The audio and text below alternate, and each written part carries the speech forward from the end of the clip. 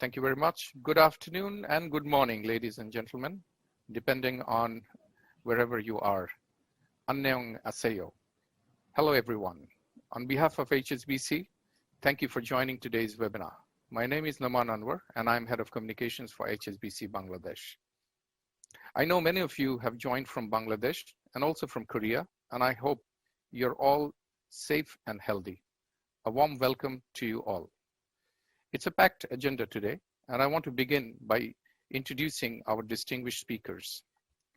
We have with us at this point of time, His Excellency Mr. Lee Jang-kyun, Ambassador of Korea in Bangladesh, Her Excellency Ms. Abida Islam, Ambassador of Bangladesh in Korea, Major General Muhammad Nazrul Islam, SPP, Executive Chairman, Bangladesh Export Processing Zone Authority, BEPZA, Mr. Muhammad Sirajul Islam, Executive Chairman of Bangladesh Investment Development Authority, BIDA, Mr. Matthew Lobner, Head of International and Head of Strategy and Planning, Asia Pacific, HSBC, Mr. Tong Un-yong, CEO of HSBC Korea, Mr. Mohammad Mahbubur Rahman, CEO HSBC Bangladesh, Mr. Kevin Green, Country Head of Wholesale Banking, HSBC Bangladesh, and we will shortly be joined by our chief guest, Mr. Salman Fazlur Rahman, MP, Advisor to the Honorable Prime Minister, Private Industry and Investment, Government of the People's Republic of Bangladesh. I do want to mention that due to family urgency, Mr. Pawan Chaudhary, Executive Chairman of Bangladesh Economic Zone Authority, BEZA, will not be unfortunately joining today's discussions. However, we wish him all to recover and get out of this situation soon. Apart from hearing from our distinguished guests, we also will have a short panel discussion today where HSBC Bangladesh CEO will be moderating. I'll remind our Korean audience again to hear this session in Korean language. On the bottom of your screen, please click the globe icon, which is named Interpretation. And this you will find beside the screen share button, and click on it, choose Korean, and also click mute original audio. And to go back to English, you'll need to select English and unmute the original audio. So now let's move on to the main session. First, let's watch a video on the friendly ties between Korea and Bangladesh. Can we have the video, please?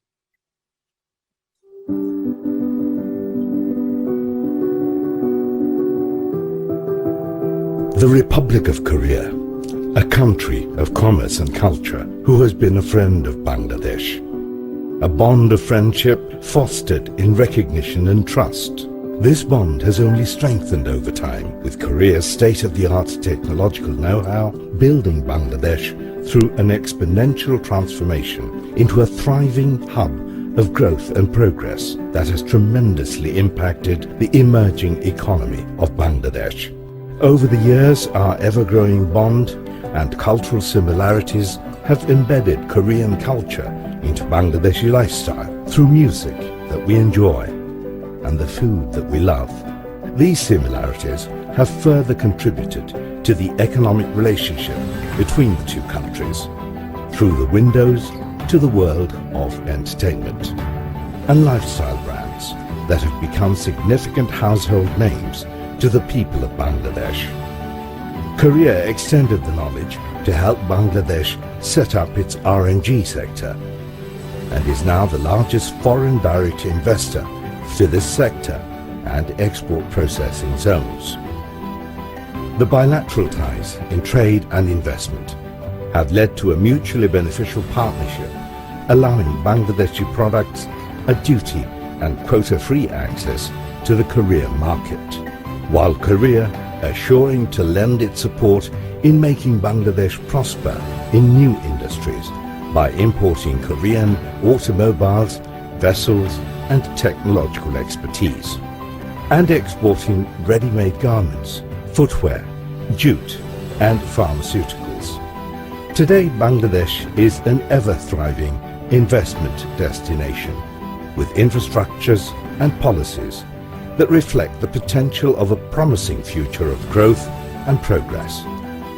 and to facilitate foreign investments. HSBC's global network streamlines its expert operations while connecting customers and opportunities. With such a long-standing bond forging the two nations into the future, Bangladesh looks forward to strengthening this age-old friendship and thriving together with Korea. Just wonderful. Okay, to start off with the proceedings, may I request Mr. Kevin Green, Country Head of Wholesale Banking, HSBC Bangladesh, to deliver his welcome speech. Kevin. Your Excellencies, distinguished guests, ladies and gentlemen, good morning, good afternoon, and a very warm welcome to you all for joining in this virtual event entitled Bangladesh-Korea Business Corridor, Stakeholders Dialogue and the Way Forward. I'm pleased to acknowledge our partners in organising and coordinating the event, the Embassy of the Republic of Korea in Bangladesh, the Embassy of Bangladesh in South Korea, BIDA and BEZA. It's an exciting time for Bangladesh. As the nation celebrates 50 years of independence, there are many achievements to be proud of, including the graduation from least developed country status. The country's remarkable economic growth and progress is now widely recognised. No longer is Bangladesh Asia's best kept secret. It is also the right time to recognise the contribution Korea has made in Bangladesh's development journey. Korea provided the technical expertise which kick-started Bangladesh's entry into the apparel industry, now Bangladesh's largest export earner. Korea also made the first foreign direct investment into this sector. Over the years, Korea has consistently been amongst the top-ranking FDI providers to Bangladesh. Bilateral trade between the countries is going from strength to strength, with potential for more to come, as I am sure will be discussed later today. Korea is the 5th largest FDI investor in Bangladesh, and Bangladesh is also one of the top recipients of official development assistance from Korea. The deep economic ties between the nations is also backed up by strong cultural relations. A large number of Korean companies operate in Bangladesh, and Korea is an attractive destination for Bangladesh students and workers. Given the robust historical and economic connections between Korea and Bangladesh, I'm confident today's event will provide a great opportunity to explore how the bilateral relationship can be elevated even higher. Bangladesh's rapid growth offers opportunities for Korean investors. Bangladesh also stands to gain by learning from the growth journey of Korea, which started as an agriculture-based economy in the 1960s and is now the 10th largest economy in the world in terms of GDP in 2020. As the Korean Prime Minister, His Excellency Chung Si-kyun, has mentioned in his video message delivered on the occasion of the 50th anniversary of Bangladesh, that mutual areas of cooperation, which started in the area of textile and garments, is now expanding to a diverse range of fields: ICT, construction, energy, and culture. Together, our discussion today can highlight avenues to foster mutual collaboration, ways to deepen existing ties, identify challenges, and how to address them. I look forward to the rich discussion today. Thank you very much. Thank you, Kevin. Now, Korea, the land of kimchi, K-pop, K-dramas, and I do want to mention that both my daughters are big fan of Korean culture. And believe me or not, they understand Korean, and they are also learning the Korean language. Korea is expanding its reach across Asia through its culture and championing its brands. Let's hear now from HSBC Korea how they can support, and to do that, may I request Mr. Song Hoon-young, CEO HSBC Korea, to say some words. So. 안녕하십니까. Good morning and good afternoon. 쇼바이케, 슈버, 우프란노. Your Excellencies, ladies and gentlemen, it is a great pleasure to join you today on this important occasion. Before I begin, I want to say that as a representative of HSBC in Korea, I'm proud to see Korean companies doing business successfully in this dynamic country. Korea's investment in Bangladesh has surged since 2017. As of November 2020, total investment reached $300 million on a cumulative basis, positioning Korea as the fifth largest foreign investor. Last year, the trend was impacted by COVID-19, but it is expected to rise again on the back of strong support from both governments. Why Bangladesh for Korean companies? First of all, the country is continuing to grow rapidly, recording an average of 6% GDP growth over the past 10 years. Last year, Bangladesh became the envy of the world with a 5.8% growth despite the global pandemic. It makes sense that the money goes where the growth is. And there is also strong government commitment to FDI backed by tax and investment incentives along with the strategic location in South Asia. But what is most exciting about the country is the large-scale government investment in energy and infrastructure, which is exactly where Korean companies have key strengths with their expertise and skills. From airport terminal, road, railway, bridge construction, power plant, and everything in between, they already won a number of major infrastructure projects. As the Bangladesh government is known to have a plan to inject over 35% of this year's budget into these sectors, it can create more opportunities for Korean companies and HSBC here to support. So it is no wonder Korean companies are keen on Bangladesh, and we are sure they can play a meaningful role in the economic development of Bangladesh. Korea's own economic miracle is proof of this. Of course, HSBC Korea has been part of this miracle-making process since we first entered Korea in 1897. We have been growing, supporting Korean companies to expand overseas and multinational companies to expand into Korea. As of today, we are one of the most successful international banks in Korea, providing seamless banking services both in corporate and also investment banking areas. As your trusted long-term partner, HSBC is ready to make another miracle in Bangladesh. Thank you. Thank you, sir. Now, to share the success story of Korean investment and way forward, may I humbly request Major General Muhammad Nazrul Islam, STPP Executive Chairman of the Bangladesh Export Processing Zone Authority, BEPSA, to say a few words. Sir. Bismillahirrahmanirrahim. His Excellency Mr. Lee Jang-kun, Ambassador of the People's Republic of Korea to Bangladesh, Her Excellency Mrs. Abida Islam, Ambassador of Bangladesh to Korea, Mr. Shirajul Islam, Executive Chairman, Bangladesh Investment Development Authority, and other distinguished investors and invitees, Assalamu alaikum and very good morning. It is indeed a great opportunity for me to speak few words on sharing success stories of Korean investment and way forward.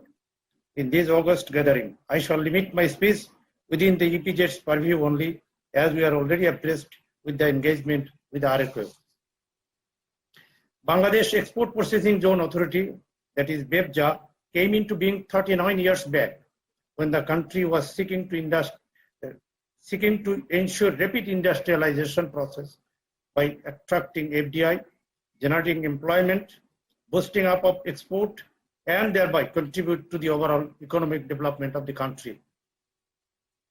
We can see the development of EPZ as in 94, the investment was only 0.87 million, and in 2020, it came down to 5.52 billion. Annual export in 84, it was only 0.16 million, and today it stands 6.4 billion. And the employment, which was in 1984, was only 624.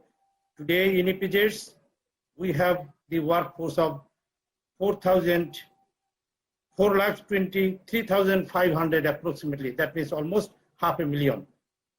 EPZ altogether now is contributing approximately about 20% of Bangladesh's export. EPZ produced almost 138 types of items and reduced its dependency on ready-made garment sector.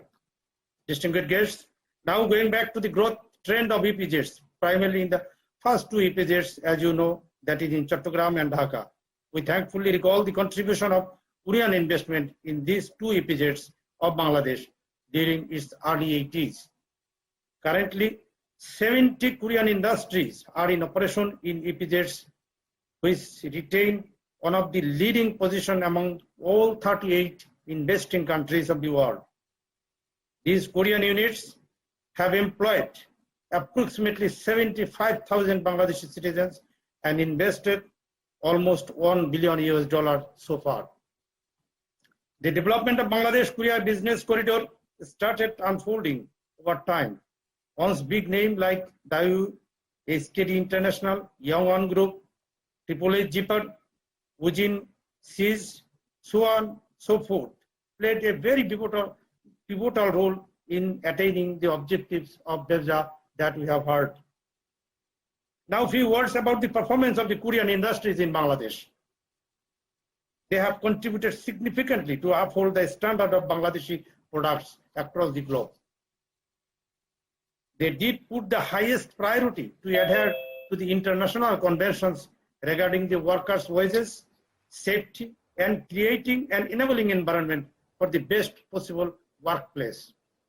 In short, BEFZA takes pride with the performance of the Korean investors in the EPZs of Bangladesh. Now a few words about the way forward. With the changing geopolitical situation and this scenario, Bangladesh has truly become a communication hub with enormous potentialities, offering investment-friendly opportunity. BEFZA, under the able leadership of Honorable Prime Minister, is constantly striving to generate product diversity where all the investors of ROK can join and harness the opportunity.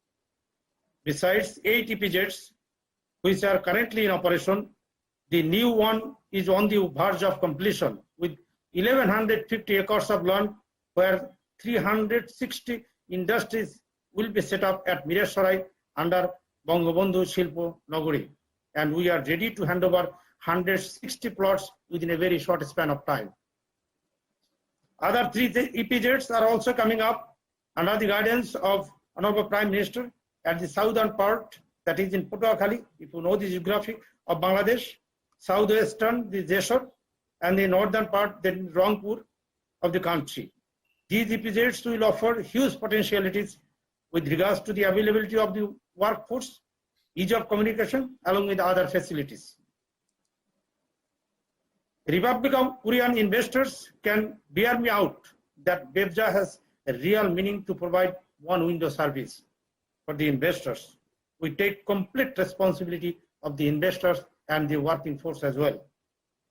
With the growing trend of the economy and the opportunity, we like to urge the ROK investors to invest in the fields like supply chain system associated with the backward linkage, logistic management, infrastructural development of their own industry and the EPZs as a whole, high-tech, medium and the heavy industry, water treatment facilities that are associated with the EPZs, creation and investment of a smart zone of the new EPZs that are coming up.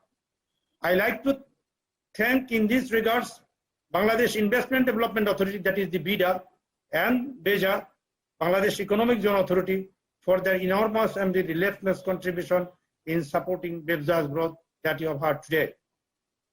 I'd like to conclude by assuring BEFZA's all-out support in fostering the Bangladesh-Korea Business Corridor initiatives in the upcoming days that will reach our common goal of economic progress.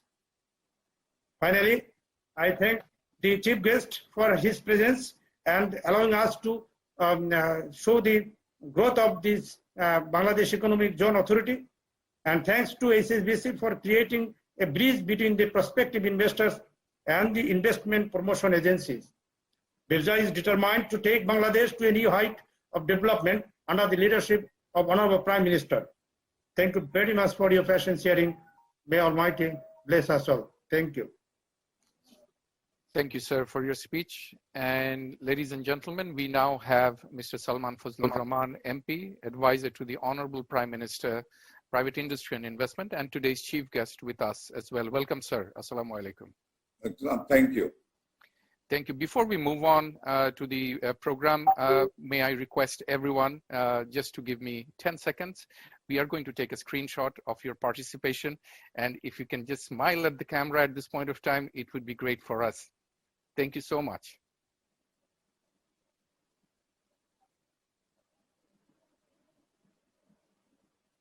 Thank you very much. Thank you so much.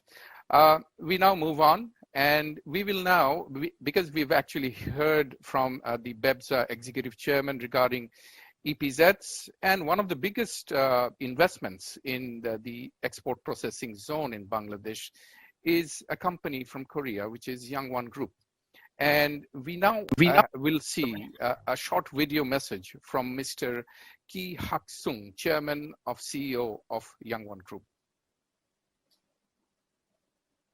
Since 1980, when not many Korean companies were abroad, we were one of 3 to come out of the country to find a good production destination. So why I chose Bangladesh? Actually, it was accidental, but I didn't want to join others going to another countries. So I came to Bangladesh when we had nothing of a export industry those days. They were just starting. So last 41 years, it was quite an experience, a lot of hiccups, as well as experiences of good and difficult ones. But we have overcome, and this is the story of our investment in this country. Well, it's the reason I came to the country first was because this was one of the LDC, least developed country, and having no quota restraint from European countries, where was my main export destinations.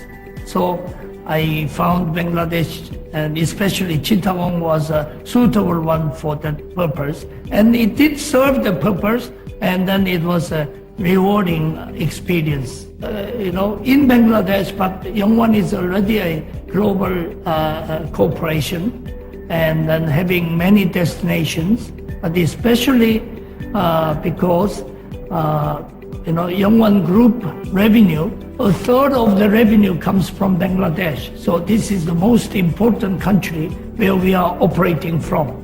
So I want to make this country most eligible export, production country in the items we are producing, like sports items, as well as sporting goods, sports products. So this will be our pleasure to enhance the Bangladesh country's image by doing a good job, and also contribute to the country's economy, as well as the well-being of the country people here.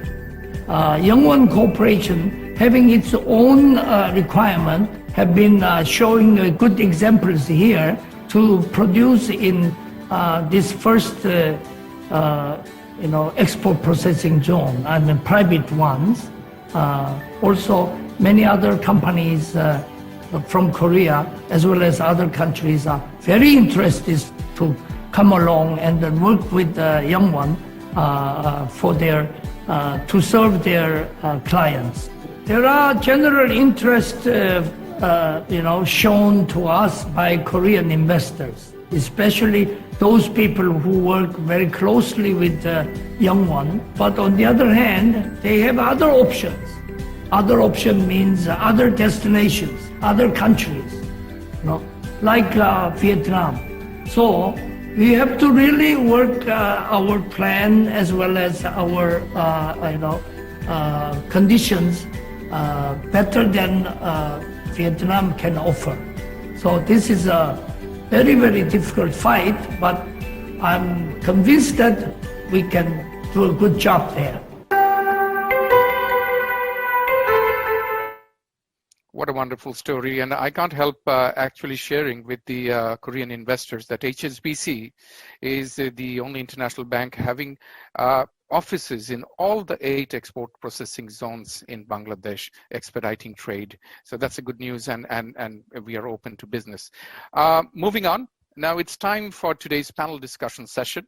And the session is titled Bangladesh Reshaping Its Image in the World as Model for Sustainable Economic Growth and Offering a World of Growth Opportunities. And the participants of this discussion session are, of course, our chief guest today, Mr. Salman Fazlur Rahman, His Excellency Mr. Lee Jang-kyun, Ambassador of Korea, Her Excellency Ms. Abida Islam, and Mr. Mohammad Sirajul Islam, Executive Chairman of the Bangladesh Investment Development Authority, BIDA. And to conduct this session, may I request CEO HSBC Bangladesh, Mahbubur Rahman, CEO of HSBC Bangladesh, to actually take away and conduct this session. Mahbub bhai, over to you. Thank you, Norman. Good morning, good afternoon, wherever you are located. Thanks to technology. As I see, 207 participants joining this webinar, both from Bangladesh and Korea, of course. Of course, this is an economic kind of webinar, and we will get into that details, of course. But as I'm standing here and reflecting a little bit of softer side of how Bangladesh and Korea mutual relationship is happening from an food perspective. I'm standing in an office which is 6 kilometers from my residence, Gulshan 2. And in a pre-COVID time, I was wondering with one of my colleagues that how many Korean restaurants are here within this 6 kilometer radius of this locality. Guess how many? Any guess? From a pre-COVID time, I actually had counted because I had made a visit to Korea for a business reason, and I wanted to that information. It was 18 Korean restaurants, or the restaurants that where you can have Korean cuisine. And I was actually speaking to the same colleague this morning, that how many of them are still operating amidst this pandemic. The data came out like 8 to 10. And to Norman's point, that how the next gen is embracing, needless to mention about the K-pop, I can claim that I had attended, or at least participated along with my 2 daughters and 1 son, back in Hong Kong in I think 2019 in BTS concert. So of course K-pop, K-drama is also getting very popular in Bangladesh. Little bit of reflection in the past, 1998, when Bangabandhu Bridge was inaugurated. That time, Bangabandhu Bridge, of course, has fostered many economic activities with our northern part of the Bangladesh. And that bridge, at that point in time, I was told that it was 11th largest or longest bridge in the world. And today, as it stands, 6th longest in South Asian countries. Who made or who assisted that bridge to happen? It's kind of like almost 5 kilometers long. Hyundai Heavy Industries Limited, Korean company. And that was early part of my professional life, 22 years back. And I remember that those days the cement industries was getting popular, and Hyundai set up a cement industries, or cement factory rather, only to supply to that project. Today, in one hand, if we look back the 10 years, thanks to the country leadership, that Bangladesh's per capita income from mere $750, $780 to today is $2,000 within the last 10 years, 2.5x growth. And if we talk about in the large base, that what was the situation with Korea? I think it was $23,000 in 2010, and today it is little above than 30,000, so another 1.3, 1.4x growth. Korea stands today number 1 semiconductor manufacturer in the world, number 1 in TV manufacturing in the world, and number 1 shipbuilding. and number 6 in global manufacturing of the steel. So that's the strengths that Korea come up from a world-class standing. And of course, we heard about the 10 largest economy and one of the top exporting nations. So today we will actually highlight that what are the dissections that we can do in terms of economic relationship with Korea. And secondly, how do we really leverage the strengths of Korea to the growth trajectory of Bangladesh? Because the infrastructure, domestic demand, and as well as supply chain reconfiguration, including the service industry, is now growing with 100 million internet penetration, 100 million plus, which is as good as the population of Vietnam. Today, they are connected through the internet. So how do we take this collaboration to the advantage of Bangladesh's growth story? So my first question is to Excellency Mr. Lee, our Korean ambassador in Bangladesh.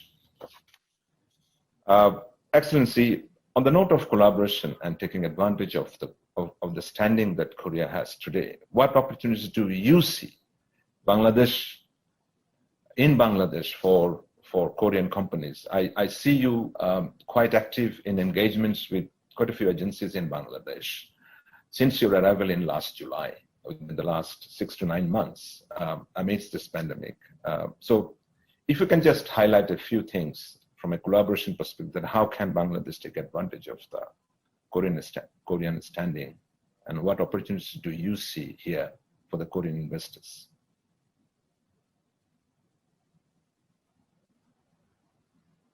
Sir, you have to unmute, sir. Thank you very much. Good morning and good afternoon, colleagues from Seoul and also Kemonachen.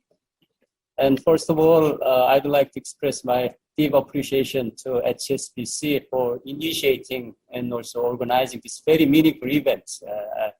And also I'd like to express my deepest thanks to the panelists and the participants, speakers, especially Mr. Salman Aman, Honorable Advisor to the Prime Minister, being with us in such a the busy time. And also thank Mr. Siraj Islam, Executive Chairman of BIDA, and Mr.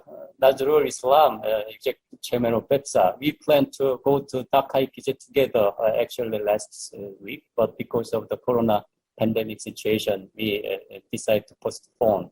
And it's very good to see you and hear from you this morning. And obviously, I'm very glad to see Ambassador Abida Islam from Seoul. And I think even though this very geographical distance, we communicate very frequently, almost daily basis. We communicate each other, and I feel like kind of team with her in promoting bilateral ties between our two countries. And I believe that you are very present, and everybody here, speakers and panelists, means a lot in our joint efforts towards strengthening our bilateral, especially commercial relations.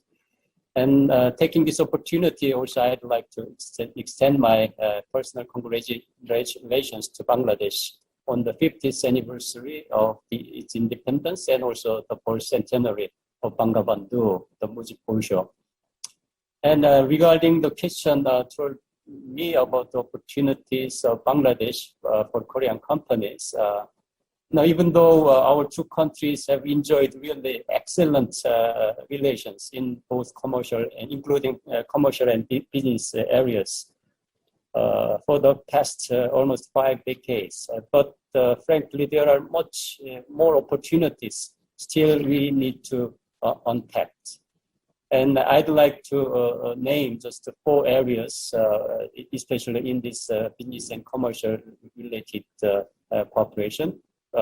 Trade, investment, infrastructure, and ICT. And first of all, to talk about the bilateral trade, you must know that our trade volume reached $1.6 billion already 10 years ago. But many do not know that this total volume of trade between our two countries still remains the same level. And while Bangladesh's export to Korea has been almost tripled for the past 10 years, Korea's export to Bangladesh remained the same level, even decreased for the last 10 years. And considering Bangladesh's GDP size and also total trade volume have almost tripled for the past 10 years, the expansion of total trade volume between our two countries will be a very crucial factor in elevating our business and commercial ties. This is the first thing I would like to draw the participants' attention. And also secondly, about the investment, Korea has remained among the top FDI country to Bangladesh, as previous speakers already mentioned. And according to Bangladesh Bank, in 2010, 10 years ago, Korea was also ranked 7th with an accumulated volume of $340 million at the time. And as of September 22, the latest statistics of Bangladesh Bank, Korea's accumulated FDI in this country was 1.17 billion US dollars, which is more than threefold increase since 10 years back. And now Korea ranks the 5th after United States and UK and the Netherlands and Singapore, then Korea. But we have to know that more than 70%, even almost 80% of Korea's FDI in this country is in RMG sector. And which means that we need to make a really strong effort to diversify our investment areas in this country beyond RMG. And third is about infrastructure, which is an area where we are witnessing increasing cooperation in recent years. The moderator already mentioned about the Hyundai heavy industry who came here in 1998 for building the longest bridge in this region at the time. But after that, more and more Korean companies are now participating in major infrastructure projects of Bangladesh. And some of them are already shared during the video presentation in the beginning of this webinar. And Samsung is constructing the new third terminal of Dhaka International Airport. And POSCO is building a power plant with megawatts in Matabari. And Korea Express Corporation is now supervising the project of Padma Bridge building. And Hyundai is also building the very big hospital under BSMMU. And even though smaller construction company, but very global company called Hala Construction is now in the Sylhet and Cox's Bazar airport development projects. So between our two governments in 2019, we launched and initiated a PPP process, public-private partnership process between our two governments to facilitate Korean companies' involvement in Bangladesh infrastructure development. This is some emerging area where the two countries could have further and increasing cooperation. And next, I'd like to mention about this ICT field. ICT is, without any doubt, one of the most promising sector for Korea and Bangladesh cooperation.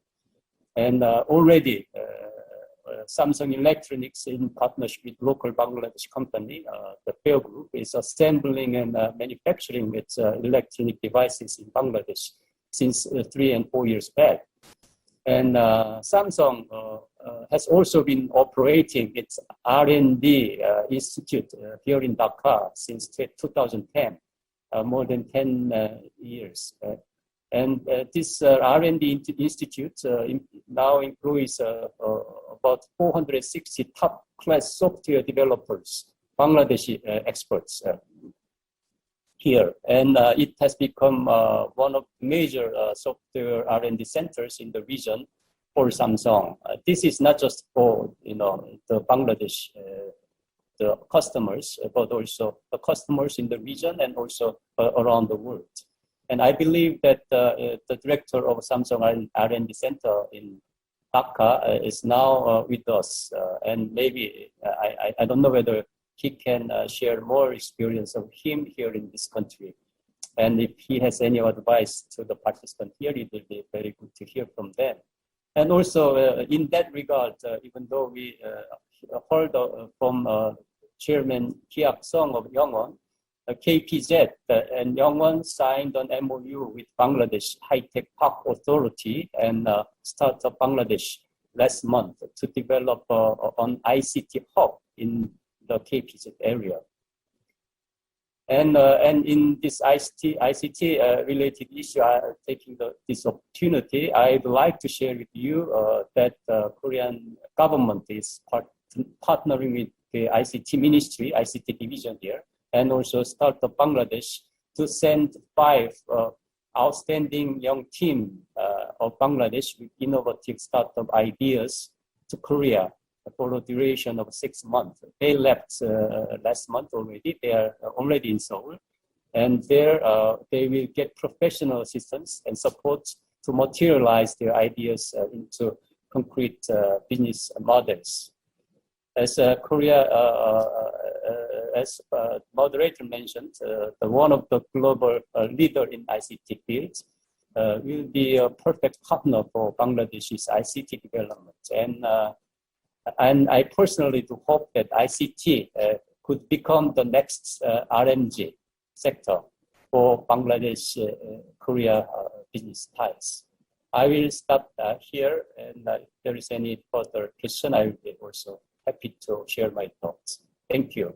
Thank you, Excellency. I will come back to you again, but just to summarize, trade, investment, infrastructure, and ICT.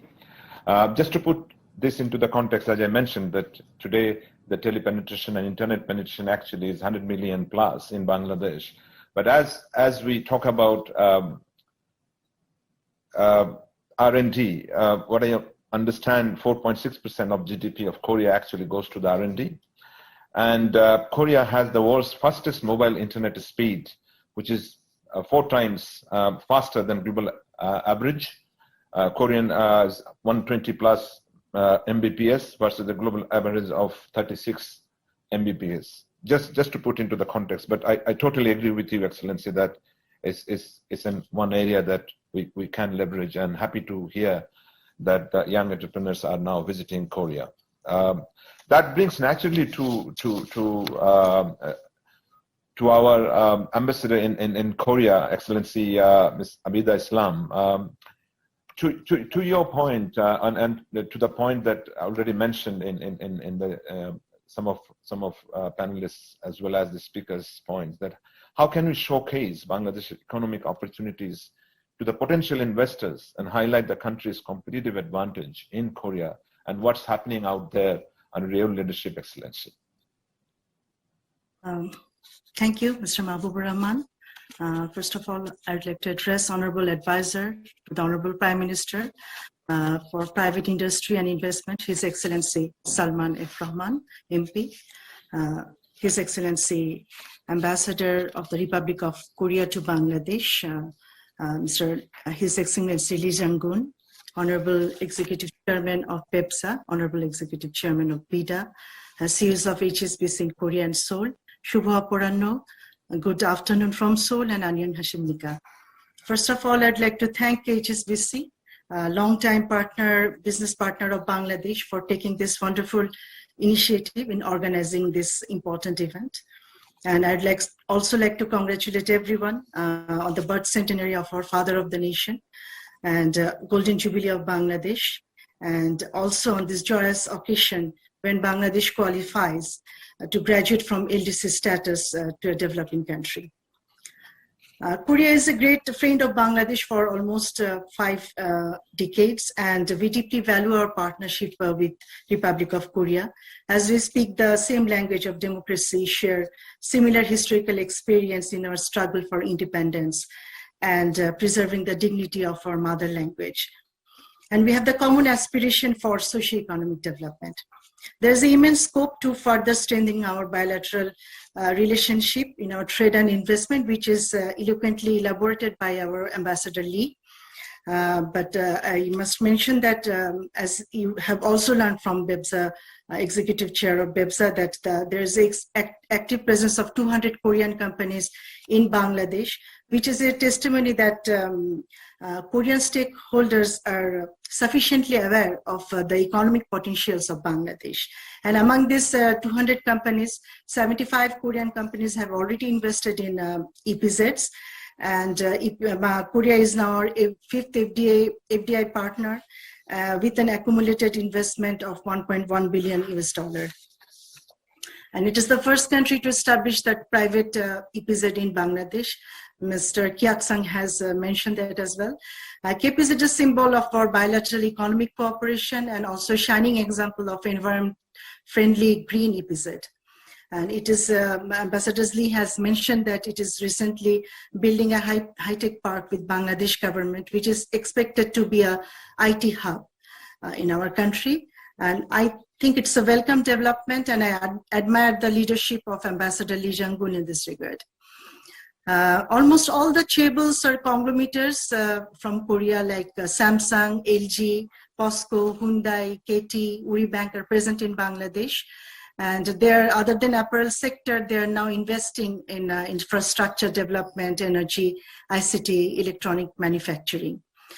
During the pandemic in 2020, as you have learned from our previous speaker, that we saw the inauguration of Samsung electronic manufacturing plant for smart TV and household products jointly with Fair Electronics in Bangladesh, including initiatives of Hyundai Motor Company to set up a manufacturing car plant in Bangladesh with local Fair Technology Limited. So I believe that the Korean stakeholders are sufficiently aware about our economic potential. But at the same time, the embassy is making efforts to project Bangladesh as a lucrative destination for foreign investment, highlighting its competitive edges with its pro-investment policies, huge domestic market, strategically important geopolitical location, political stability, and hardworking manpower.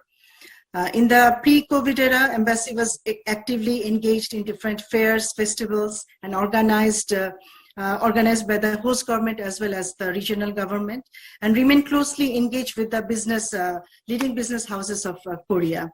And we have also organized a number of seminars, business engagement with regional chambers and commerce.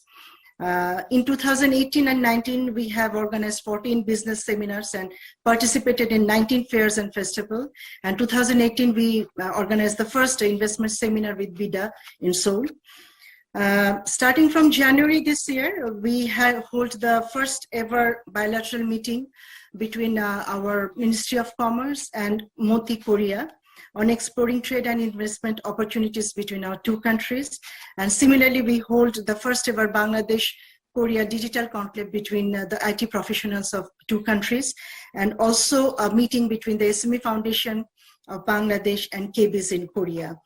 And but despite having those potentials, as Ambassador Lee has mentioned, that two countries' bilateral trade and economic engagement are not to the expected levels. And in order to elevate our bilateral economic cooperation, there is no other option but to engage intensely. It could be in terms of regular exchange of high-level visit to infuse synergy in our bilateral relationship, or follow up on the number of signed and pending bilateral instruments, regular exchange of business delegation, trade mission, regular exchange of views between our Chamber of Commerce, and solidify the outcomes of those exchanges, and regular participation of major trade fairs of each other countries. And we have seen that Korea's export and imports with FTA partner countries are experiencing higher growth rates compared to non-FTA countries. And since signing of its first FTA in 2003, Korea has established 16 FTAs with 57 countries, and it signed the RCEP last year. Considering the overall trade and commerce scenario and Bangladesh's expected graduation from LDC, the embassy proposed our Bangladesh Ministry of Commerce to consider entering into a FTA with the Republic of Korea. The ministry accepted our proposal, and we have proposed this week to the Korean government to form a joint study group to conduct feasibility study to conclude a FTA with Korea. As Mr. Kiak-san has mentioned, that we have to do our homework before that, before we diversify our product or enter into a FTA with Korea, because we are over-dependent on this sector. We have to further strengthen our SME sector to boost up their export competitiveness and support our heavy industries. In that case, we have to amend our industrial policy, including streamlining our tariff policy, import policy, investment policy, eliminate other duties related to customs, and the list goes on. I think from me, this is all from me now. If there is any further question, I will be glad to share my views on that. Thank you. Quite a few things came up from a forward-looking view. I think, of course, to your point about Korea's inclusion in the RCEP, and the other one that you mentioned about whether the possibilities of an FTA with Korea is a possibility in near future. We will highlight, or we'll try to highlight these things, these areas when it comes to our engagements with chief guests. We'll ask his view, of course. But meanwhile, I think it takes quite naturally to, and one of the examples that you mentioned, Excellency, that how a Korean conglomerate is collaborating with a local manufacturer and putting their brand, especially in the electronics goods as well as the mobile phones. Let's look at the video. I think that will probably showcase what collaboration is happening currently at this moment.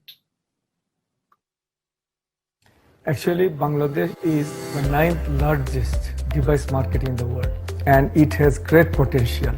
We believe in next 5 years, our smartphone contribution would be like around 70 to 75%. So Samsung really values this market, and why Samsung has chosen us, we have some story.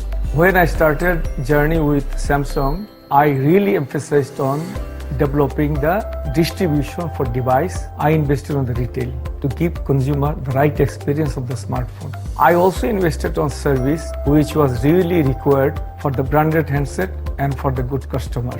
So distribution, retail and service together made Fair Group and Samsung together successful. My experience is Korea is really pretty good, and I'm really happy working with them. I learned so many things from them. They consider everything is urgent and they're very serious. So I learned from them, and now I'm trying to deliver everything in my company and some others.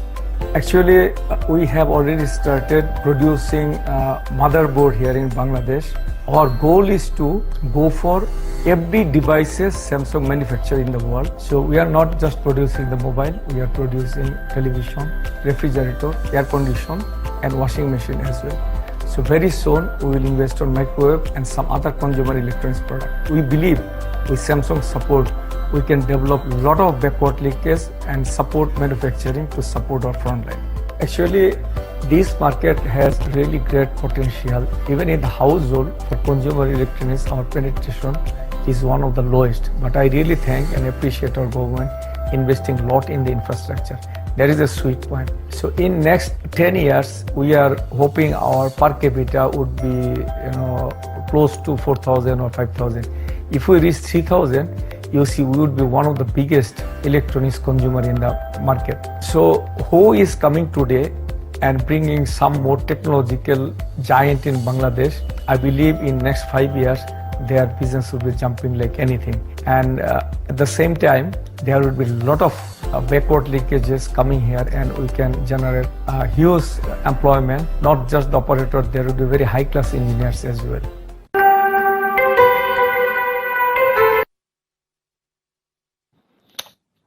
interesting. Distribution, retail, service together. And then, of course, the verticality, how the backward linkage operations comes up, especially in the electronics market. I think that's where probably the intermediate goods importing from Korea and then manufacturing, assembling in Bangladesh can be an area which is already ongoing.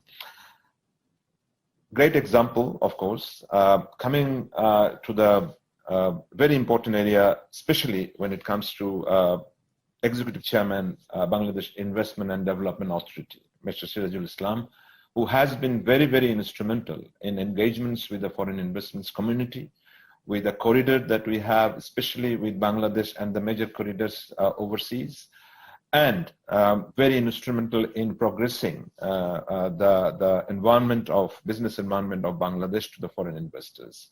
Our icon, our brand, our effective representations from the country. I'm going to Mr. Sirajul Islam, and we are very honored to have his presence. Mr. Islam, just two questions to you. The first one, what is the broader macro plan that you have, especially to improve the business environment for foreign investors? And then probably narrow it down, what are the incentives, if at all, that you are considering, and if in particular to the Korean investors? Broad part, and then narrow down to the Korean, and especially within this corridor. Over to you, sir. Thank you. I believe I'm audible. Surely. May I be allowed to share some slides while I be speaking? Okay. Oh, what is this? Was disabled participants screen sharing? Could you please ask the admin to enable the screen sharing, please? No more. Just a moment, yeah.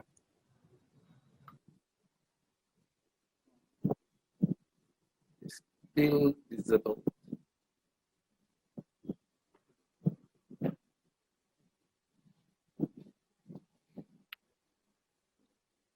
Ramon, please enable sir's screen sharing. A few minutes, sir. Yeah.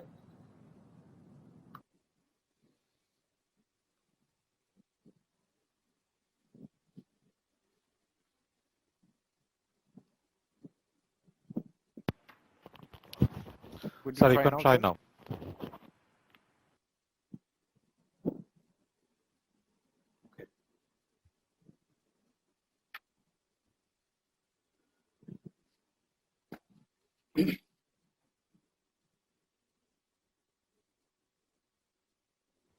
We can see it, sir. I believe, yeah, you can see it. Thank you. Thank you very much.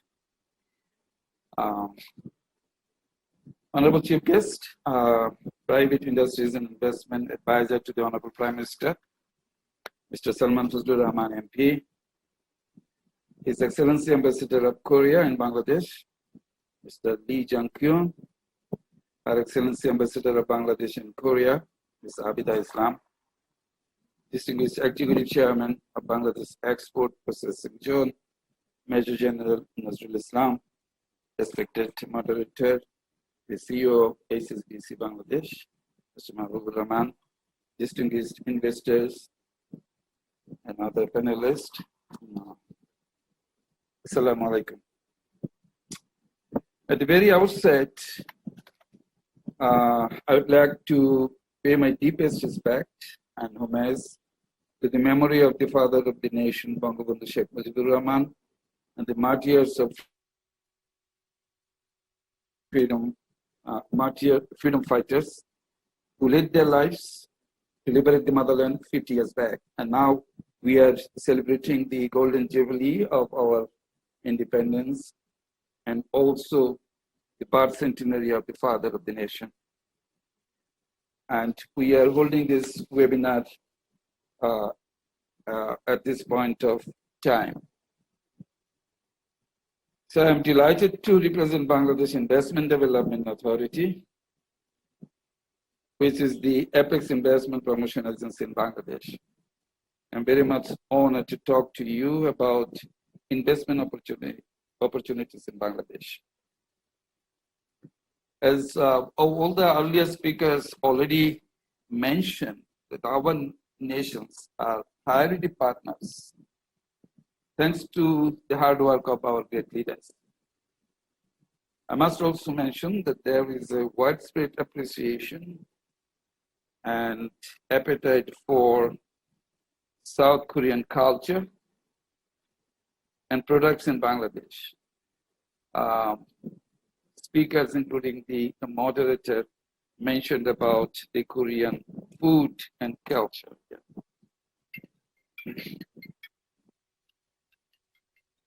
At present, South Korea is our 5th largest source of FDI stock, and we want to work with you to boost this figure. Excellency Ambassador also already mentioned this, that textile and wearing tops the least, followed by banking and leather, in which South Korean investors are most active. So we need to diversify.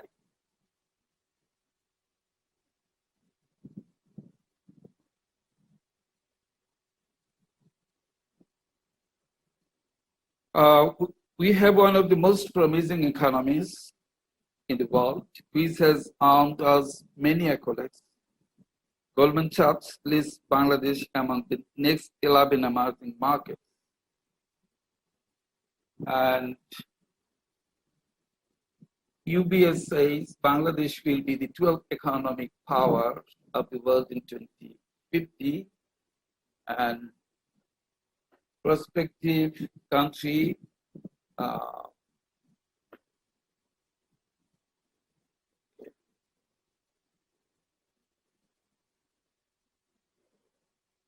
Bangladesh is one of the world's largest growing economies. The steady line in the graph is representing Bangladesh's GDP growth over the last decade. We grew at 6% in average. During the COVID-19 pandemic, our economy grew at a rate of 5.24%, one of the highest in the region. And Bangladesh also showed that it's one of the most resilient, COVID-resilient economies in the world. Well, as the ambassador of Korea, His Excellency mentioned that, yes, South Korea is the 5th largest FDI contributor in Bangladesh. It's just after Singapore. Netherlands and Singapore, South Korea is the 5th largest contributor. And in the left-hand side, the sectors are also given.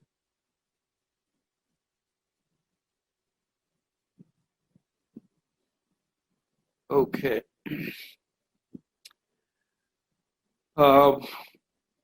The exception of few sectors like arms and ammunition and security printing, Bangladesh welcomes FDI in all sectors and countries. Over half of the FDI are reinvestment, indicating high profitability and confidence in the markets. And you can see why FDI is profitable here. The unrestricted entry and exit is there. 100% foreign equity is allowed for wide range of sectors. Equal treatment between local and foreign investors. Liberal visa policies in place. Simpler procedure for profit dividend repatriation. Relaxed access to working capital loan from parent companies. Continuously increasing balance of payment surplus. And as far as the ease of doing business is concerned, the ranking published by the World Bank, Bangladesh was one of the world's top 20 reformers in 2019.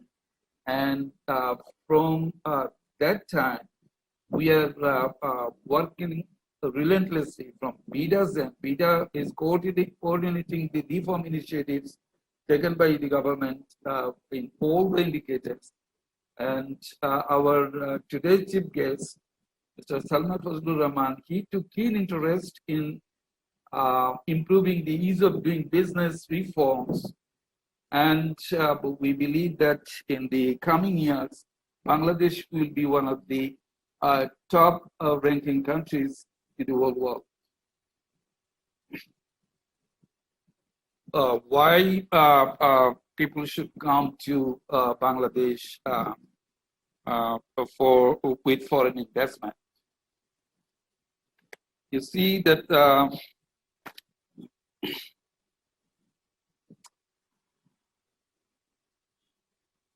Bangladesh is moving forward as a developing nation, and private consumption is fueling our speedy growth. The number of middle class and affluent consumers is expected to nearly triple by 2025. And more Bangladeshis are choosing higher living standards.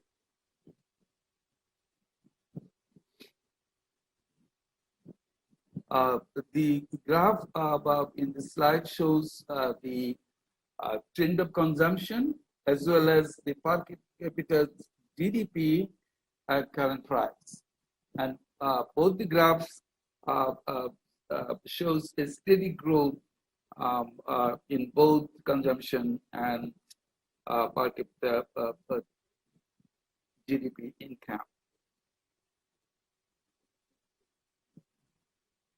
Well, now the cost of doing business is rising in other parts of the world, but Bangladesh offers flexible labor cost, and this is a big contributor in guaranteeing competitiveness. Our workforce is also young, talented, tech-savvy, and fluent in English language.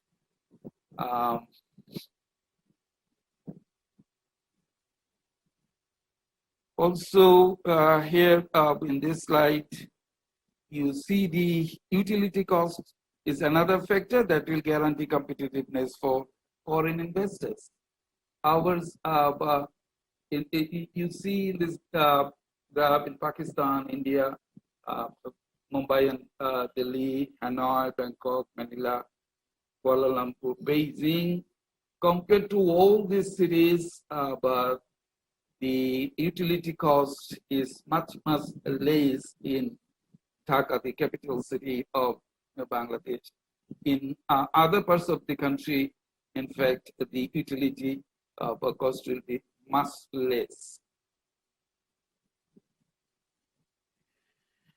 Well, here are the business-friendly facilities offered to investors under tax, fiscal, and non-fiscal incentives. There are many incentives provided to the investors, and investors located in economic zones and export processing zones, the executive chairman Babs already mentioned, better incentives are provided.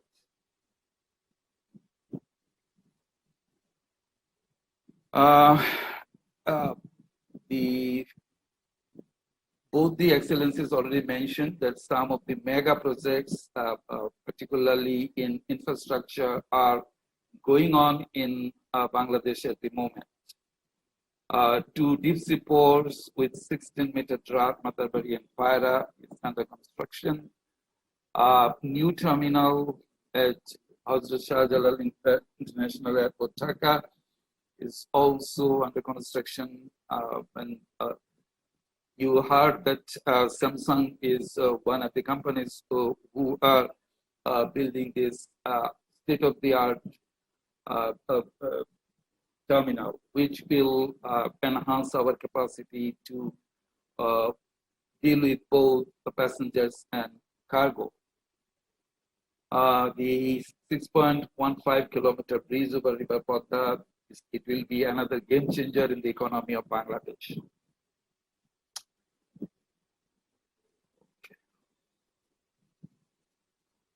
Now,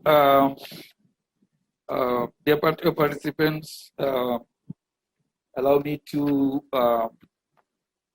tell you some of the sectors where the Korean companies can find interest in investing. Of course, the Excellency Ambassador of Korea already mentioned some of the sectors. I will just, maybe it will be a sort of a repetition. That's why I will be very, very brief. Ready-made garments. This RMZ is our sort of lifeline in export. More than 80% of our export comes from RMZ, and it contributes around 16% to the GDP. The strength is we enjoy duty-free access in 52 countries. The sector has active incentives, including reduced corporate tax. That's why this sector has become so much attractive for both the local and the foreign investors. Leather, a very strong industry. Leather is expected to grow and contribute to the economy through eco-friendly processing practices. IT is one of our fastest growing sectors. As South Korea is the world's leader in IT, Bangladesh will greatly benefit from Korean investment in this sector. Thanks to the Excellency Ambassador, you mentioned that ICT could be the next RMZ for Bangladesh. Yes, thank you. And I would like to urge upon the Korean investor to come up with a bigger share in foreign investment in this high growth technology sector. Agro-food processing, another sector where Bangladesh is doing very well, and we also need foreign investment for agro processing and maybe manufacture of machineries for agro processing. That is agricultural tools and machineries. Electrical and electronic products, including parts, thanks to the CEO of Fair Groups. He talked about how Samsung is working with Fair Groups in Bangladesh and what they are producing. I believe that there are more scope for more foreign investment in Bangladesh from the Korean investors in electrical and electronic products, including parts. Automobile, yes, automobile is another sector. And I know that Korea is doing very well in automobile sectors also. And there is a very big market in Bangladesh and around Bangladesh, because there are around at least 100 billion markets around Bangladesh. Okay.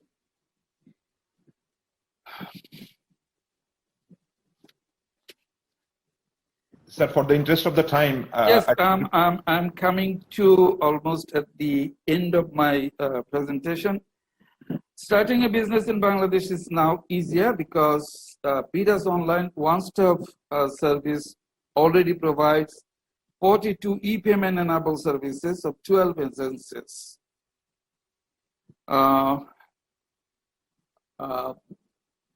And we have MUs with 25 government agencies, and there will be another 15 agencies coming up with BIDA one-stop services. And our aim is to provide almost 150 services through this single online platform. And that will make a business really easy for both the local and the foreign investors.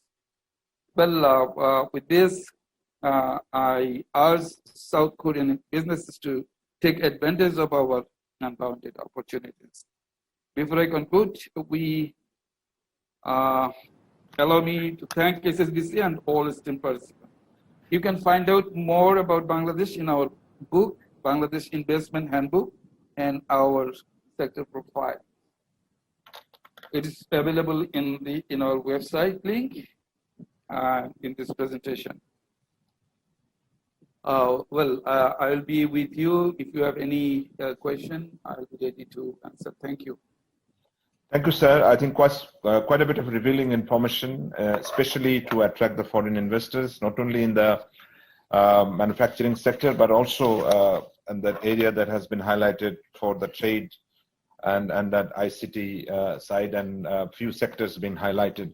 We'll make a few changes because of the time. I will go back to Excellency Mr. Lee, our Korean ambassador in Bangladesh, the last question. And then I'll make some changes for the chronology of the events. I'll advise later. Excellency, I mentioned that I'll get back to you especially because you are the person representing the Korean community, as well as the overall experience that you have in some of the countries to breeze the investment flow for the country to attract, especially when we see Vietnam is getting the outbound of Korean investments in Vietnam, starting with of course the demographic advantage of the populations, but the later part is more of a technology and also assembling industry. From that perspective, what do you suggest, Excellency, for us in Bangladesh to do more and to accelerate the collaboration with Korean counterparts, especially when it comes to the targeted towards the Korean investors? What can we do more? What would be your advice?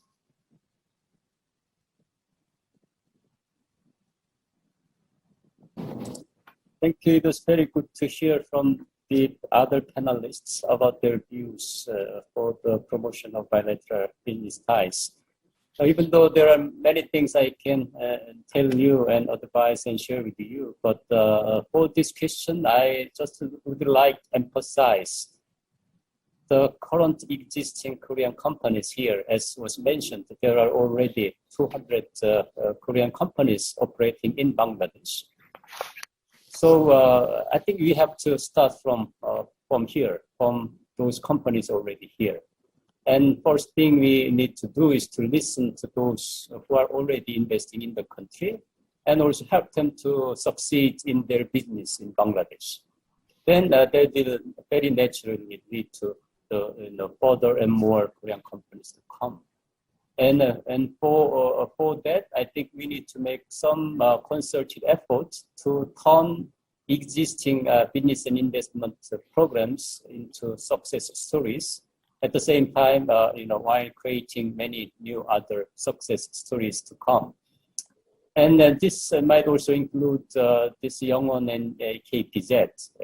And we need to show other prospective Korean investors that they too can be successful if they invest in Bangladesh.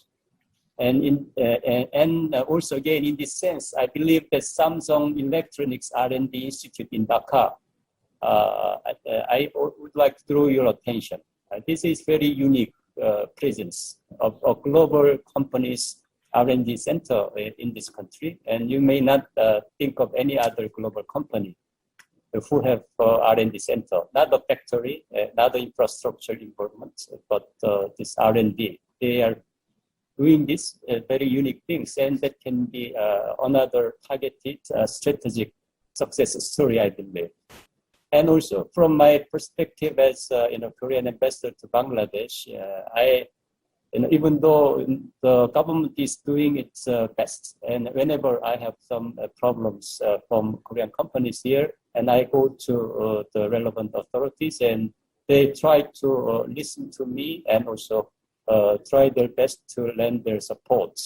But still, I also like the government authorities to continue such support in addressing the difficulties and also challenges faced by Korean investors and also exporters, and by removing barriers and hurdles in their business and trade and investments. Even though the executive chairman of PIDA explained all this support for the foreign companies, but still, from time to time, we are hearing from Korean companies the difficulties in their doing business here. And most frequent areas of their complaints involves the customs and also taxation, and also this profit repatriation is one of the difficulties the companies are facing here. So this conducive business environment and increase of skilled workforce here, very competitive workforce. Not only the costs, not only the abundance, the quantity, but also the quality of workforce is very highly appreciated by many Korean companies here. And also efficient finance sector will be also the key element to keep and as well as to attract more and more foreign companies into this country. I will stop here. Thank you. Thank you, Excellency. Of course, it reveals that the existing foreign investors can be the biggest and the effective ambassadors for the new foreign investors. So make them more comfortable, and how do we really serve them more, and some of the success stories to be shared widespread. Take your point on the 3 areas of taxation, customs. Mr. Mahbub, may I have a little intervention against the observation made by the Excellency Ambassador? Yeah, I mean, we are about time. A few things can be also, because we have some questions from Korean investors and some of the stakeholders. I'll take it up with the chief guest, if you allow me. And then maybe, I'll concise that questions, and if necessary, then of course you chip in that time. Just for the interest of the time, if I may request at this moment, our Group General Manager, Head of International, and also Head of Strategy for HSBC in Asia Pacific, Mr. Matthew Labna, to say a few words, and then I will directly go to the chief guest with the questions and his concluding remarks. Please allow me, sir, and then probably we'll take your deliberations, sir. Over to Matt. Great. Thank you, Mahbub, and good afternoon. Annyeonghaseyo and Shubo Oprano to all. Welcome to our chief guest, Mr. Salman Rahman, Member of Parliament and Advisor to the Prime Minister of Bangladesh for Private Sector, Industry and Investment. Both of your excellencies and other distinguished guests. It's my pleasure to join from Hong Kong today, unfortunately not in either Bangladesh or Korea. And on behalf of HSBC, just to say thank you for joining. It's a wonderful event with over 200 of us joining virtually. And perhaps the silver lining of the virtualness is getting both ambassadors from both countries together to talk about these great opportunities. How lucky for us all, and bringing together the leadership in Bangladesh to talk about this. A brief word, as we're short on time, on the trade story and why we in HSBC are investing $6 billion over the next 5 years to help support Asian growth. And we went out with this in February at our results. We think the external market remains really strong. We all had a very difficult 2020 across almost all industries, but really did show the resilience of cultures and economies and businesses. And trade supply chain shifted, and now with the Suez Canal open, we're back and moving again, but I think you can really see the resilience of Asian economies. Trade is driving at roughly twice the rate of rest of world. We've got an emerging middle class and growing through a population transformation that will see 5 billion people by 2050, and really driving Asia to become the largest contributor, obviously, to GDP over that period. So we remain very excited about this, and we're here to help support both Korea and Bangladesh, and that's why we've got both Mahbub and EY on, our CEOs in those markets, to talk about how we connect you, investors, and businesses across the channel. We've been doing this for 150 years. This is the heart of HSBC, driving international connectivity. And as you've heard from all of the esteemed guests today, there's tons of opportunities across sectors. And we've talked about infrastructure, ICT, garments, pharmaceuticals. And HSBC, whether it's Seoul, Dhaka, Chattagram, all of which I visited a number of times, or across our other markets in Asia, we're here to help you tap those opportunities. And while we navigate what is increasingly complex in terms of the global market, I know there are opportunities. I know we will fill this growth opportunity in our markets, and we're here to help. So thank you again for taking time to attend, and whether you're in Korea, Bangladesh, wish you the very best. Thank you very much. Thanks, Matt. Reflecting our presence probably more than 100 years in Korea, we are celebrating 50 years of Bangladesh, but 25 years of HSBC Bangladesh this year, let alone some of the connectivity that has been highlighted here. Thanks, Matt. I'll now go to our honorable chief guest. A few questions, of course, have been obtained from the wider stakeholders, including from Korean companies. Honorable chief guest, the way that I want to start with, what's your vision to see Bangladesh as an investment destination in next 3 to 5 years, more of a short to medium term, and especially in the context of Bangladesh, Korea.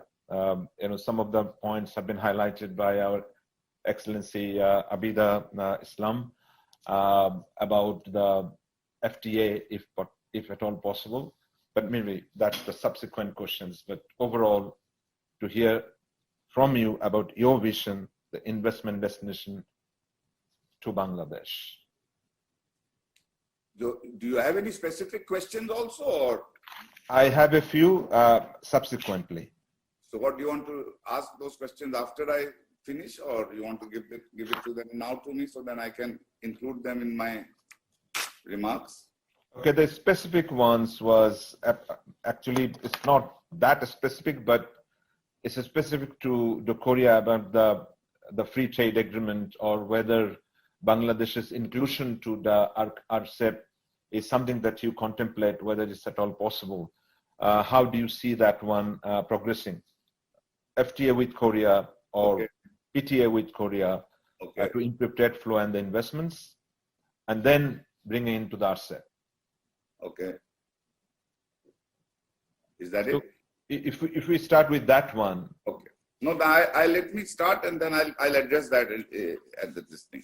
Sure. The other one was about the skill sets. I know that is something that is one of the areas that you talked about, but how do you see the future skill sets helping the foreign investments, as well as the trade, as well as inbound and outbound? Because some of the foreign investments are not necessarily always towards the domestic growth, but also to re-export. They invest here to re-export as well as take advantage of the domestic growth. So what is it that you are planning from development of the HR skills, freelancers, as well as any specific sector that you want to highlight, that this is what the government is doing?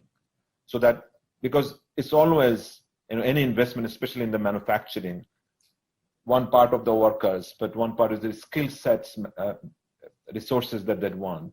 What is it that the government is doing from that respect? Okay. Bismillahirrahmanirrahim. His Excellency Mr. Lee Jang-kyun, Ambassador of Republic of Korea in Bangladesh, Her Excellency Ms. Abida Islam, Bangladesh Ambassador in Republic of Korea, Executive Chairman of BIDA Beza Bebza, representatives from the Government of the Republic of Korea and Bangladesh, distinguished representatives of HSBC from both Bangladesh and Korea, as well as in Hong Kong, distinguished business persons from Bangladesh and Korea, respected participants, ladies and gentlemen. Assalamu alaikum, good morning to you all in Dhaka. In fact, it's already good afternoon. And Annyeong Hashimnika, good afternoon to you all in Seoul.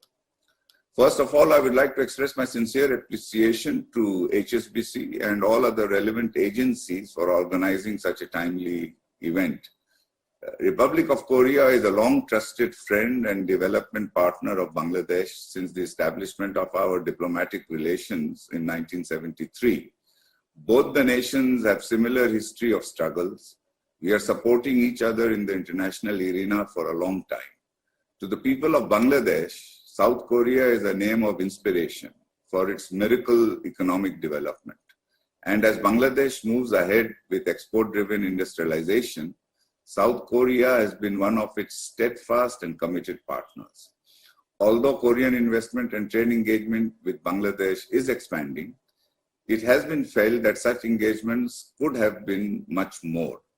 I would like to acknowledge the contributions of the Republic of Korea for the development of RMG sector of Bangladesh, along with many other multifarious assistances. As you all are aware, under the leadership of Honorable Prime Minister Sheikh Hasina, Bangladesh has made a tremendous progress in the terms of economic development. Just prior to the COVID-19 pandemic, Bangladesh was undergoing a startling growth rate of 8.15%. And even the worldwide pandemic could not dampen our progress. At a time when our peer economies suffered badly, Bangladesh has achieved an impressive growth rate of 5.24%. which attests to the strength, stability, and resilience of our economy. After absorbing the primary shock of the pandemic, we have now resumed business and our development activities in full swing.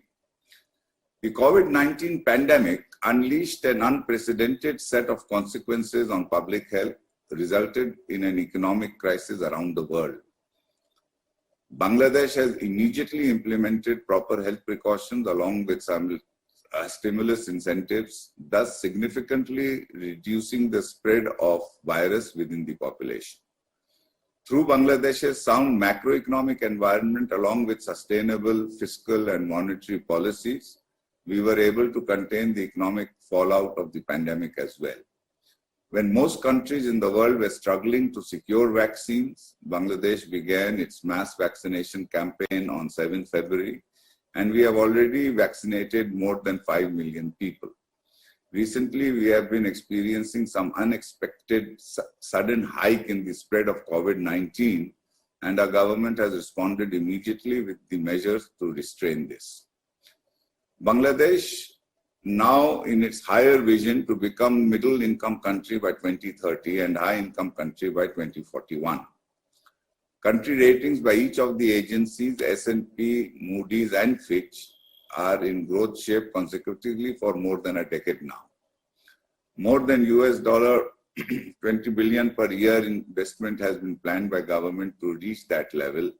HSBC Global Research has forecasted Bangladesh becoming the 26th largest economy in 2030 from its current 42nd position, increasing GDP levels from existing $323 billion to $700 billion by the time.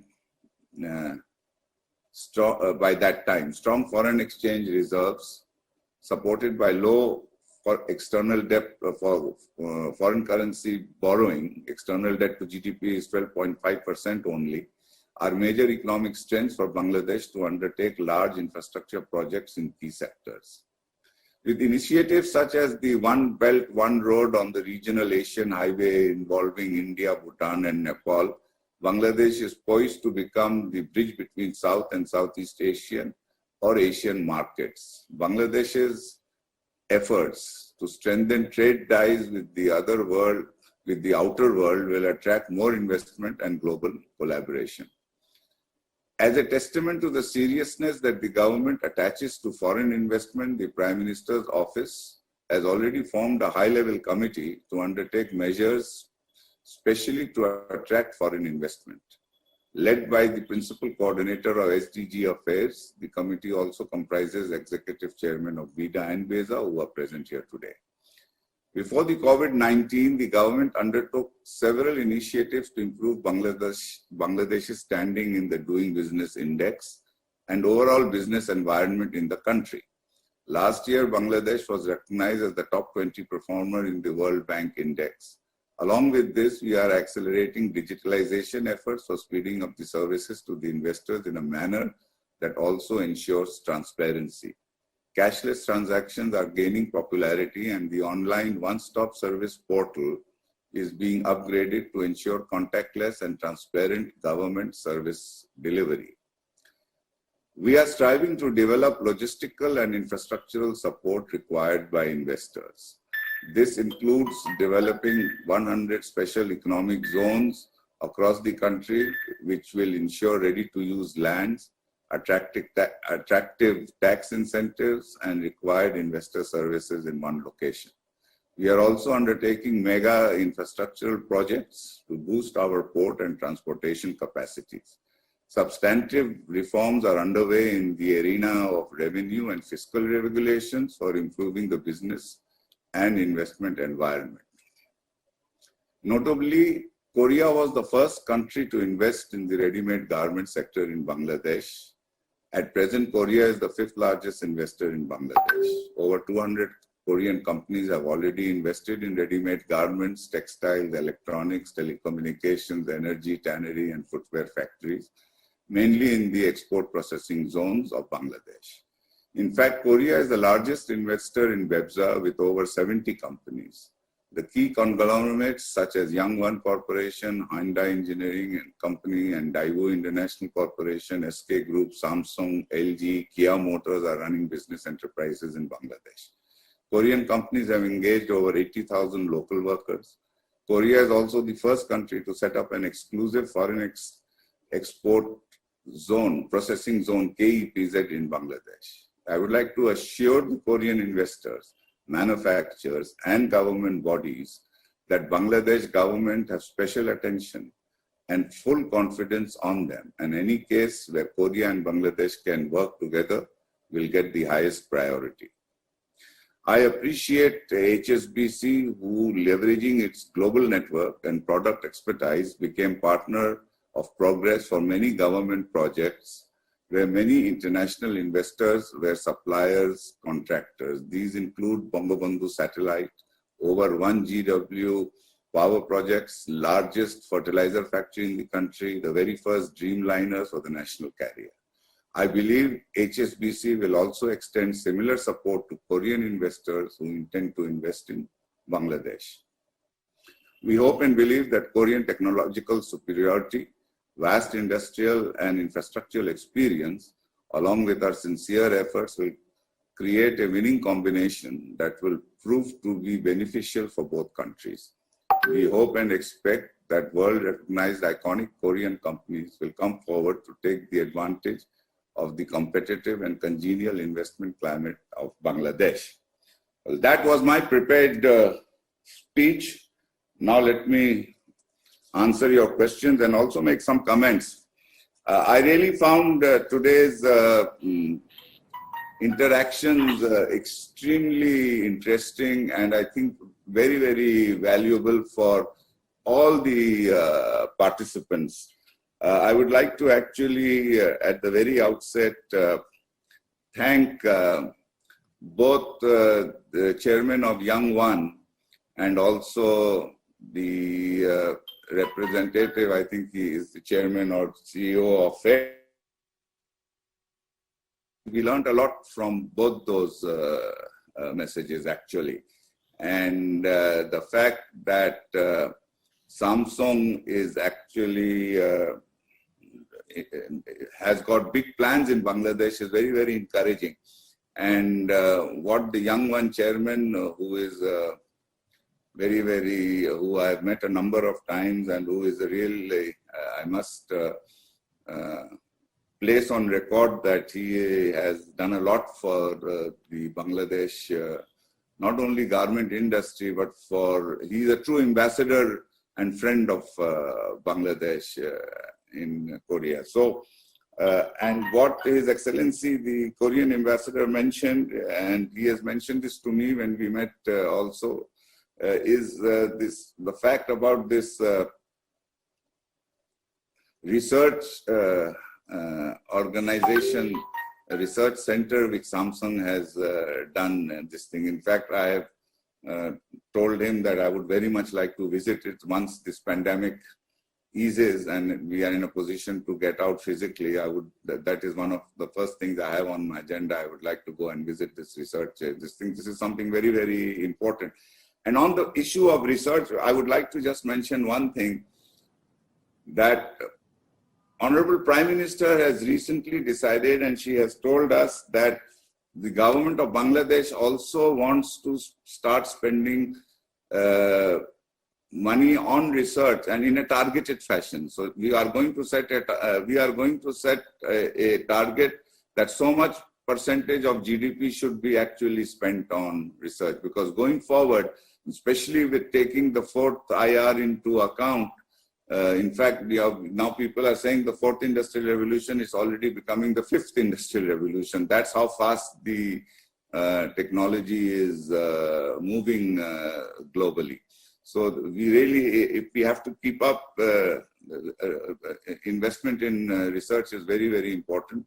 Our government realizes this, Honorable Prime Minister has realized this, and you will be seeing there will be major announcements in the future with regards to issues. Already in certain areas we have started, we have been investing in research for quite some time, especially in the agricultural sector. And while talking about agriculture, I think that's another area where is a success story. You know, we have been talking to a lot about industrialization, investment, infrastructure, all these points which we are talking about. But I think one of the main, another very major success stories of Bangladesh, which is very little told, is our agriculture sector. Bangladesh is the most densely populated country in the world. We have the least, land is extremely precious in Bangladesh, especially agricultural land. In spite of that, we are self-sufficient in food today. And that is a remarkable achievement. And also we are now going in for crop diversification. And there is a lot of, both in vegetables and in fruits and in different crops that are being grown. So there's a lot of research being done in the agriculture side, but a lot of other things we are now going to start working on. I won't go into on the infrastructure side, I won't go into much detail because everybody has spoken about it and you know all the projects that are going. All I would like to mention over here is that the emphasis of the government at the moment is also that although we have these 100 export processing zone, special economic zones, and we have but the main, and we have the second terminal of in the Dhaka airport coming in, and we have the Paira port. We are expanding the Bay terminal in the Chittagong port, and we have, of course, the game changer which is happening is the Matabari deep sea port, because so far Bangladesh has been working without a deep sea port, and once we have that, that is going to be a real game changer. And again, the Padma bridge. But what I'd like to actually inform the participants today is that Prime Minister is putting a lot of emphasis in developing Cox's Bazar as the next investment center and the next economic powerhouse of Bangladesh. So the second airport, after the third terminal, the major international airport we want to have is in Cox's Bazar. We want to have, and since Cox's Bazar would be very near the Matabari port, the connectivity, the huge infrastructure work is being done in connectivity between Cox's Bazar, Chittagong and Dhaka, both railway as well as road connectivity. And once we have an international airport in Cox's Bazar, we will also have air connectivity. The other thing is that Cox's Bazar is in the air route between the west and the east. So we find that we would really like to make that a major transit point. So a big if we want to make Cox's Bazar into have a world-class international airport there, whereby we would have that as a major transit point between the West and the East. That is the aim. And of course, there is a huge amount of investment opportunity for tourism. And as you know, Cox's Bazar is home to the largest beach in the world. So the longest beach in the world. So, so that's something which I thought I would mention. Now, of course,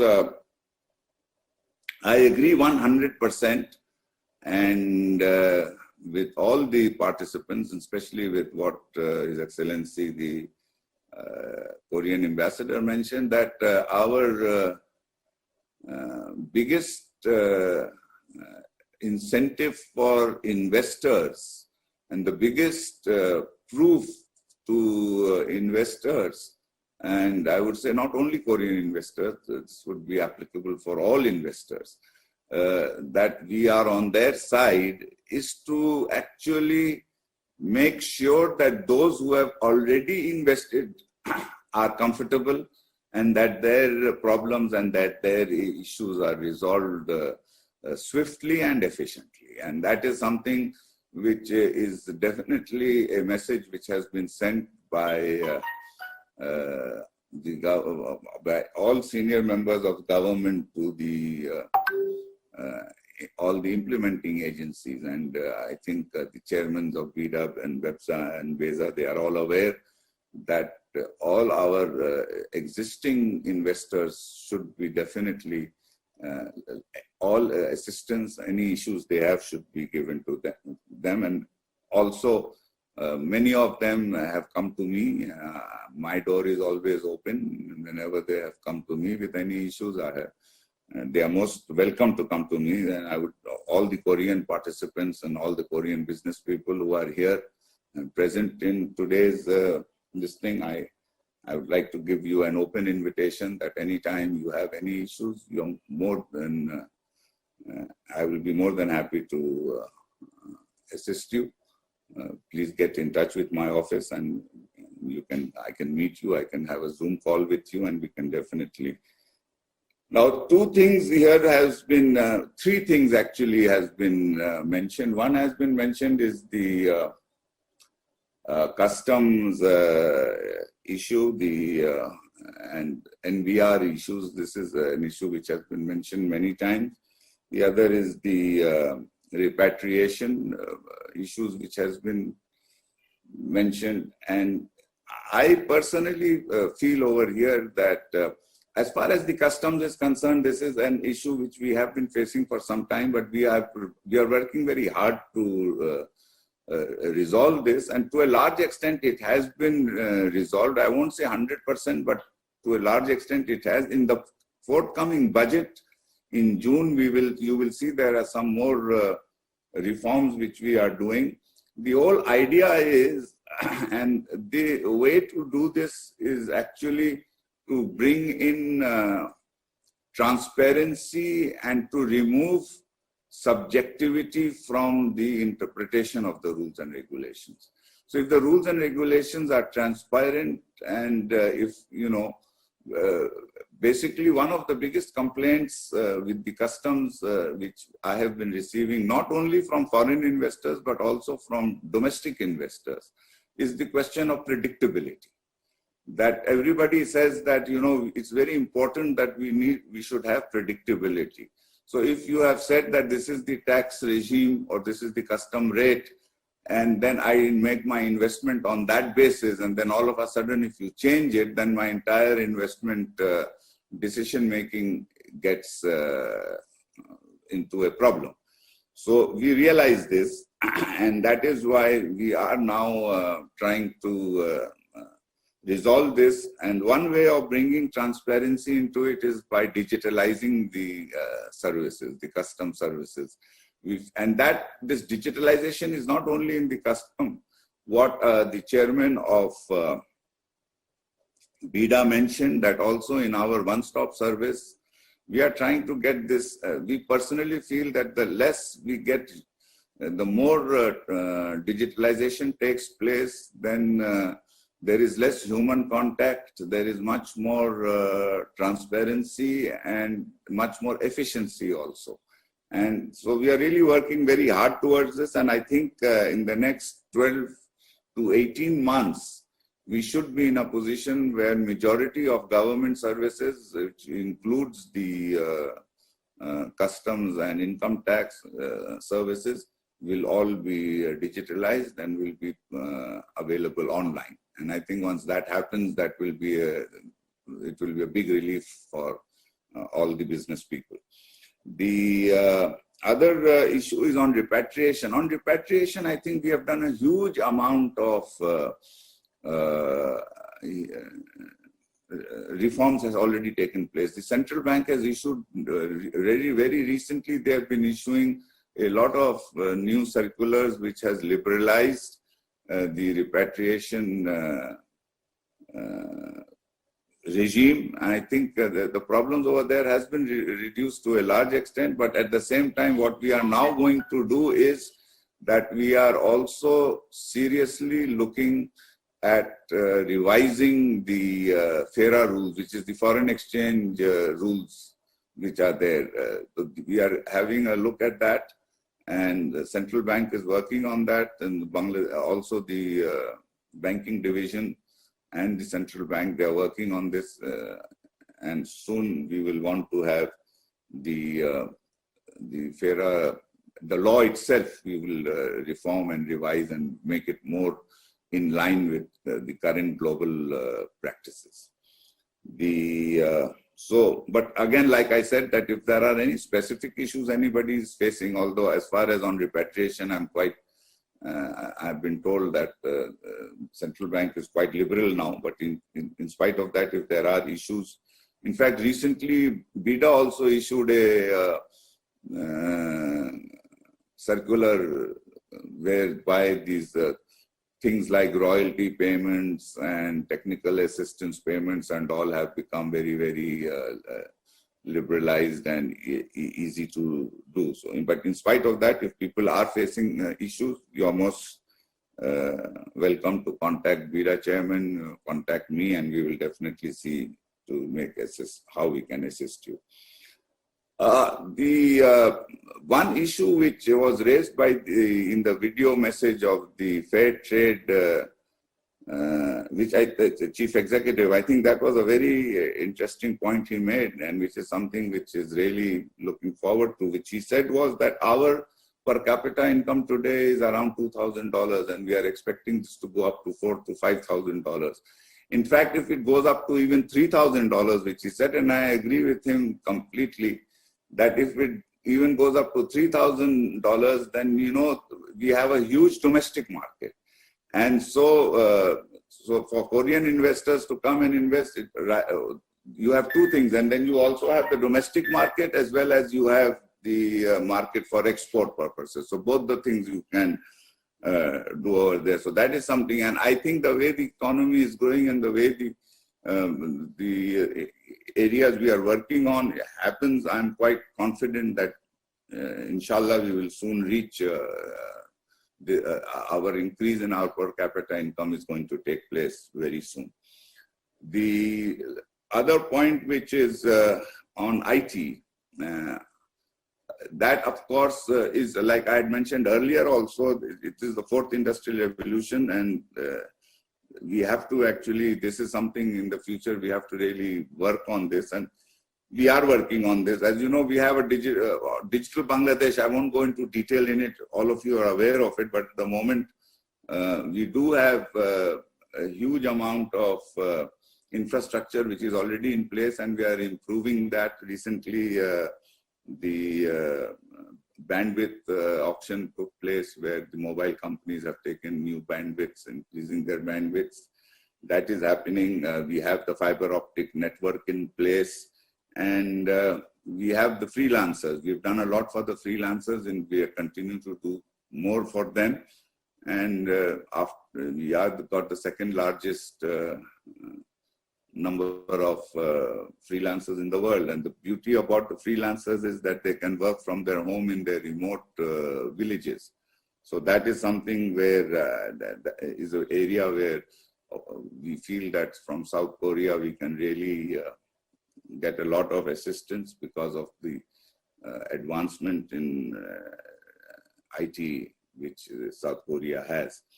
This is completely in line with the question which has been asked on skill sets, and absolutely this is a very key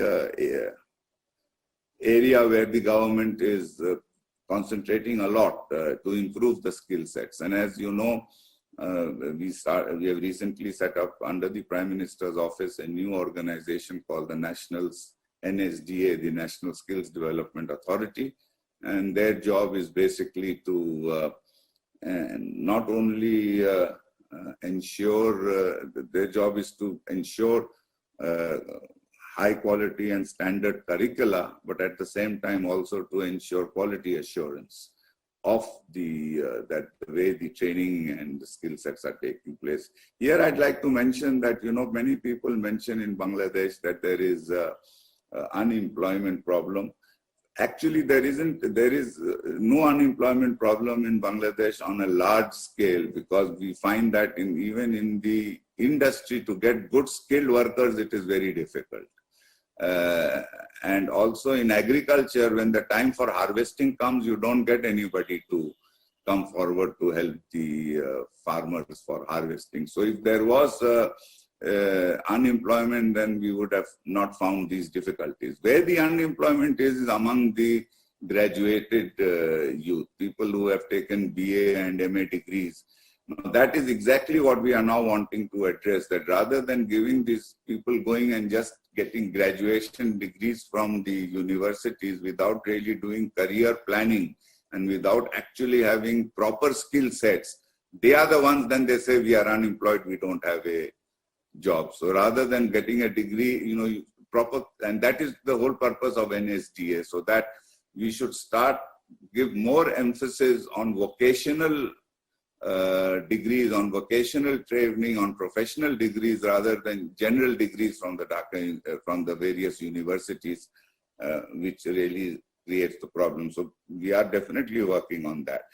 And on the FTA and PTA, we are definitely especially because we are now graduating from a least developed country to a developing country.